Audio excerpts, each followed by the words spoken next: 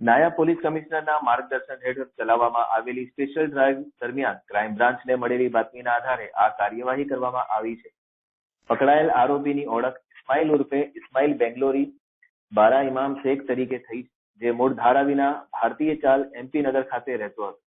આરોપી Surat railway police સ્ટેશનના લૂંટના ગુનામાં સંડોવાયેલો હતો. તારીખ 5/3/2017 રોજ સવારે આશરે 5 વાગે મુંબઈ અમદાવાદ પેસેન્જર ટ્રેનના સામાન્ય ડબ્બામાં આરોપી અને તેના સાથીઓએ છરીના બળે મુસાફરો પાસેથી ₹30,300 ની મત્તાની લૂંટ કરી હતી. વર્ષ 2018માં પોતાના પુત્રના ઓપરેશન માટે મળેલી 5 દિવસની વચગાળાની રજા બાદ તે જેલમાં હાજર થયો હતો, પરંતુ તે ફરાર થઈ ગયો હતો ત્યારે તે લગભગ 8 વર્ષથી ફરાર હતો. એશિયાની સૌથી મોટી ઝૂંપડપટ્ટી ધારાવીમાં આરોપીને શોધવું પડકારજનક હતું.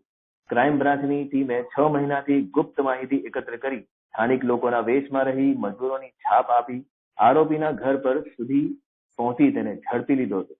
આરોપી કોઈ કામકાજ નહોતો કરતો અને તે પત્ની તથા પુત્રની કમાણી પર ગુજરાન ચલાવતો હતો.